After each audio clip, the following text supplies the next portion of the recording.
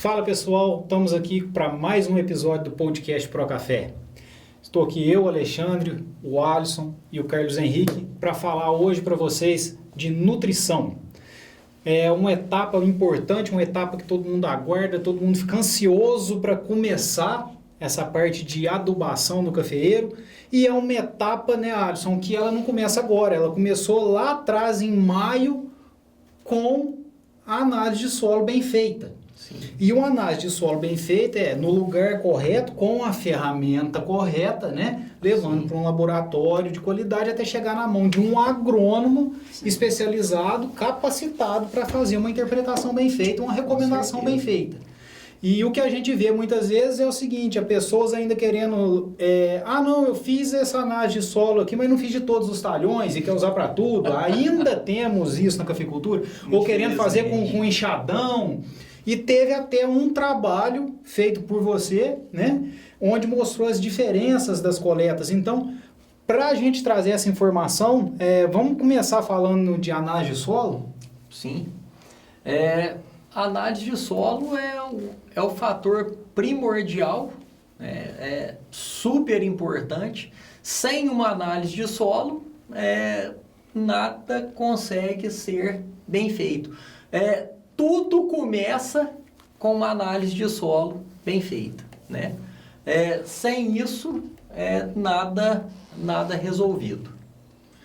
Ô Carlos, a gente fala da importância da análise de solo, né, e da nutrição e de uma planta equilibrada, porque não adianta, por exemplo, vocês do departamento genético criar uma planta resistente a pragas e doenças, com vigor vegetativo muito grande, e aí vem as barberagens na nutrição, né? A nutrição ela tem que estar andando de forma equilibrada, que o Alisson vai falar isso daqui a pouco, não adianta os excessos, para permitir que o trabalho de vocês seja bem desenvolvido. Sim, não tem milagre, né? Toda planta vai exigir nutriente para que ela possa crescer e produzir bem. Sim. Então, independentemente da variedade, da cultivar, todas elas vão precisar de uma boa adubação.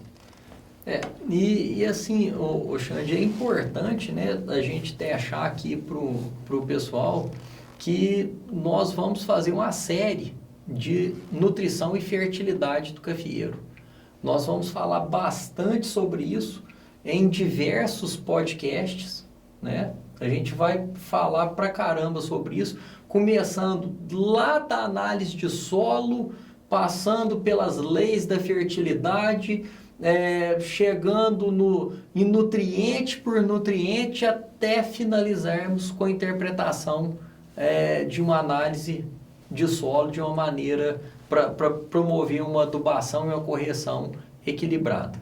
Alisson, outro fator é o seguinte, quando a gente fala nos preços de adubo, né, nos preços de corretivo, que aumentou muito também, que uma análise de solo bem feita e uma interpretação bem feita com uma recomendação adequada, isso gera economia para o produtor. Com certeza, com certeza.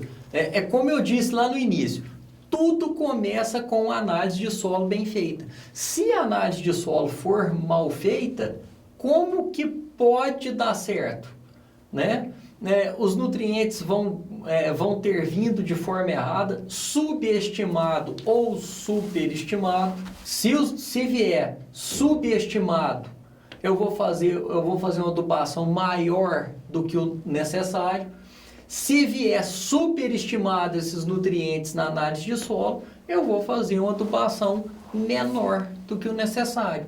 E tudo depende da forma como eu vou retirar. Porque cada nutriente, cada situação é uma situação diferente. Alisson, nós estamos em outubro. O ideal teria ter feito essa análise já há algum tempo atrás. Com certeza. Qual que seria a melhor época para fazer essa análise de solo? E se ainda vale a pena fazer a análise de solo agora, para quem não fez? Carlos, para quem não fez, antes tarde do que nunca. É o ditado mais antigo do mundo. Antes tarde do que nunca. Né? Vamos fazer a análise de solo agora. Mas, às vezes, o pessoal costuma colocar dias. 60 dias após a última adubação. Eu não gosto de falar dias. Eu gosto de falar em milímetros de chuva. 200 milímetros de chuva após a última adubação. Deu 200 milímetros de chuva, já reagiu o nitrogênio, o fósforo, o potássio, o cálcio, o magnésio, o boro, o zinco, tudo que tinha que reagir, incorporar no solo com 200 milímetros de chuva já aconteceu. Aí é período suficiente para fazer uma análise de solo, que pode ser um mês depois, 45 dias depois, 60 dias depois. Mas e se eu tiver uma pancada de chuva de 200 milímetros em 15 dias? 15 dias é tempo suficiente? Não é.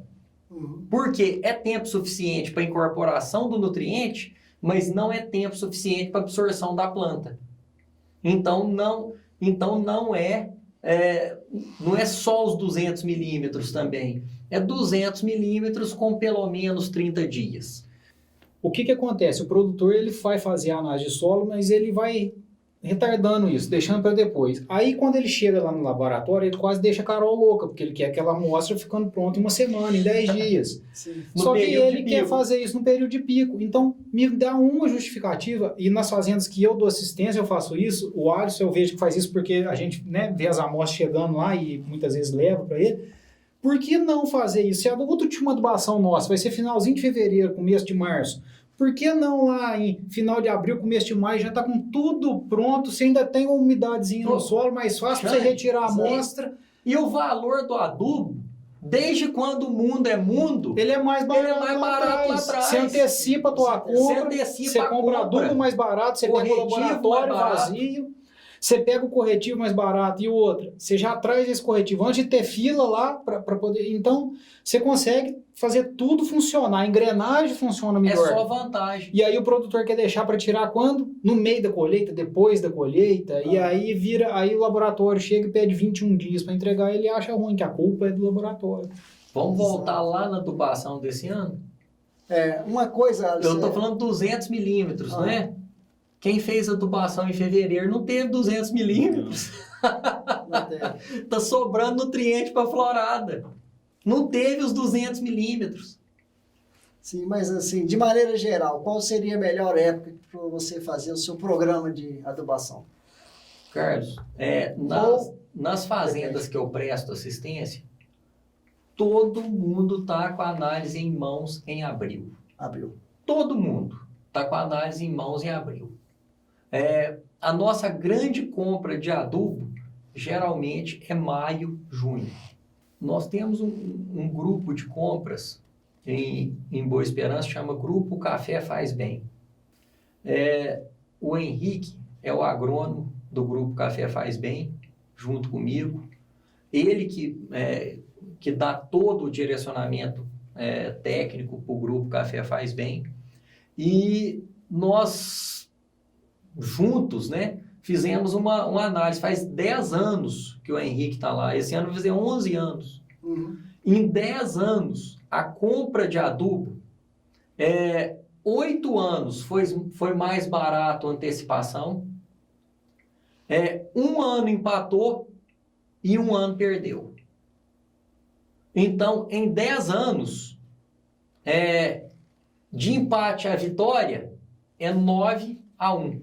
Ô Alisson, vamos falar um pouco agora da parte prática. Vamos começar com a parte de correção do solo. Porque muitas vezes o produtor fica preocupado com a adubação, com o NPK, E aí ele esquece um pouco da importância, ou ele negligencia a importância da correção do solo e quer economizar comprando um calcário, às vezes, de qualidade pior, ou ele usa só o calcário e ele não entende a importância de um gesso, ele não entende a importância de um magnésio junto nisso para subir, para funcionar a engrenagem perfeita.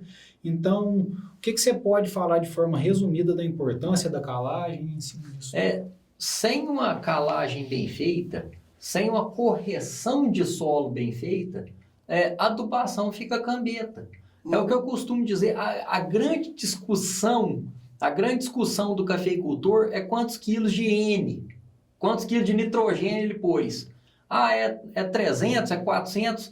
Pessoal, se não tiver pelo menos 1 centimol de carga por decímetro cúbico de magnésio no solo, Não adianta. não adianta eu passar de 200 kg de N. Estou jogando fora.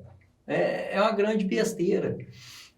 Para que eu tenha uma boa absorção de nitrogênio, fósforo, potássio, o ideal é que eu tenha um pH ali na casa de 6, 6,5, para me ter uma boa absorção desses nutrientes. Uhum. Tá? Se eu não tiver esse pH nessa casa, aí eu vou ter uma absorção péssima. E a gente vê o pessoal aplicando NPK em solo com pH 5, 5,5. O aproveitamento vai ser péssimo. Nós vamos falar disso com muito mais detalhe quando nós formos falar na nossa série de correção de solo, de corretivos de solo. A gente vai dar mais detalhe sobre isso. Mas, sem uma correção bem feita, a adubação não tem como ter um bom efeito. Gente, macronutrientes, nutrientes necessários em grandes quantidades. Nitrogênio, fósforo, potássio, cálcio, magnésio e enxofre. O NPK, o nitrogênio, fósforo e potássio, é um negócio em que todo mundo só pensa nisso. O produtor é muito focado em NPK. Mas eu preciso, em primeiro lugar, de nitrogênio, 6,2 kg de N para vegetar e produzir uma saca. Em segundo lugar, potássio, 5,9 kg. Em terceiro lugar, cálcio, com 3 kg. Em quarto lugar, vem o magnésio, com 1,9 kg. Depois, em quinto lugar, vem o fósforo, com 610 gramas, perdendo somente para o enxofre, que é 300 gramas. Uhum. E todo mundo fica focado no NPK, no fósforo. E ele é um nutriente necessário, é o quinto. Tá? Então ele é o quinto mais importante? Não.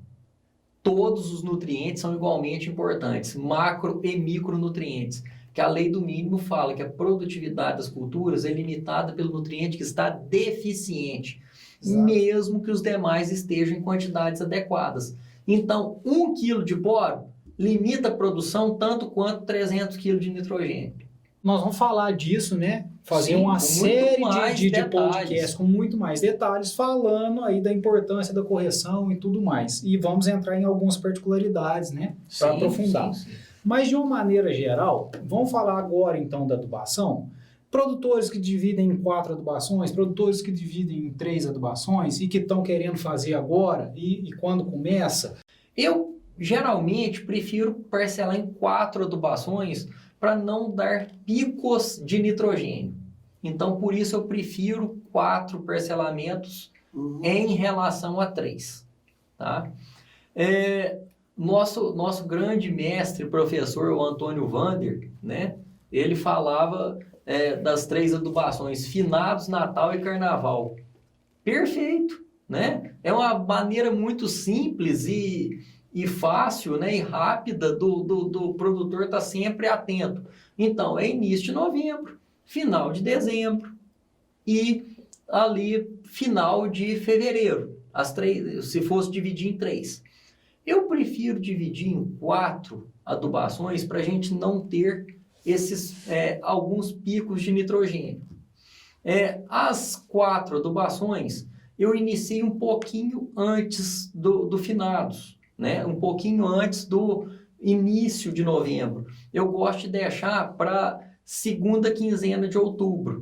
Mas, Carlos, importante o seguinte, igual o ano passado.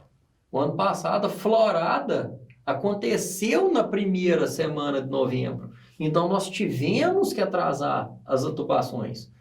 Tudo é condicionado à florada. Tudo é condicionado à chuva. Então, choveu. Teve a florada. Uma semana após a florada, primeira adubação. Sim. Uma semana após a florada, primeira adubação. Quando que nós vamos entrar com a segunda adubação? 45 dias após a primeira. 45 dias após a segunda, a terceira. 45 dias após a terceira, a quarta. Mas e se... Aí sempre tem aquela... E se as condições climáticas... Lógico que tudo condicionado às condições climáticas.